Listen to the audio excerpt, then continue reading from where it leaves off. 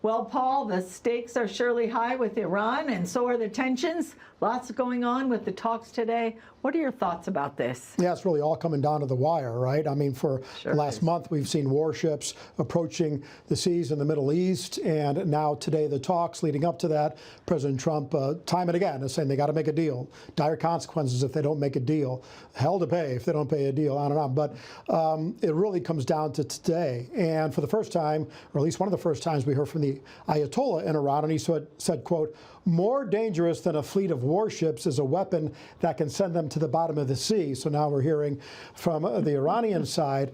And so, yeah, it all comes down today. You have Kushner, you have Wickoff, and you have a very shrewd negotiator with the foreign minister for Iran. So you can't take these negotiations lightly for multiple reasons. Yeah, and we've said this before, but there's kind of a difference in the thinking. You were mentioning Turkey. Tell us about that. Yeah, Turkey, and it's important for the viewers to understand here, in that it's sort of the Islamic political and foreign policy tool, if you would. This is how they think, and it's a wisdom that allows them to make concessions, even deceptions, if it meets the end goal of their political terms, or their cultural terms. And as you know, the terms here are very dire. They want to control humanity, right? They want to wipe out Western democracy.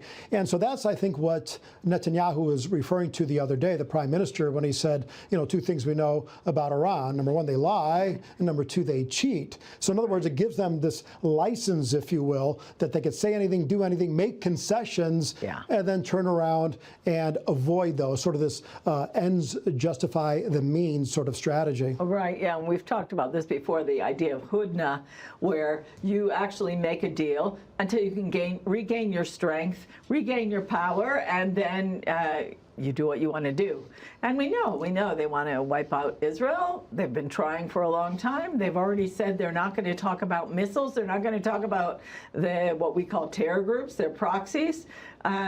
So where are we at? What is the point of these talks? Yeah, my understanding for today's talks, at least, and this is the second time we've been at the table here, is we're just talking nuclear. So again, to your point, missiles aside, terrorism aside, just what is it going to look like from a nuclear standpoint? And the other part is what's also not on the table supposedly today is the protests, right? We saw this throughout the early parts of January, and as of now, we're just talking nuclear with today's talks in Geneva.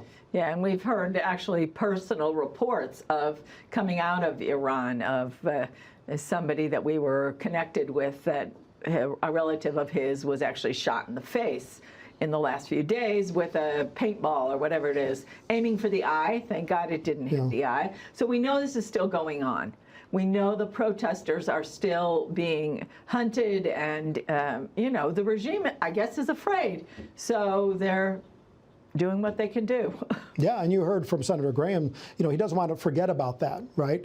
He said, we got to make good on our promise. We made a promise here, all right? Trump made a promise here saying that we got your backs. So if this isn't part of the conversation at some point, then it puts the Iranian protesters in danger again, because without the U.S. backing, they got a target on their back, and we don't want to see more bloodshed in Iran right now. Yeah, that's true. That's true. Yeah. And if they're willing to do that to their own people, they could care less about anyone else. Absolutely.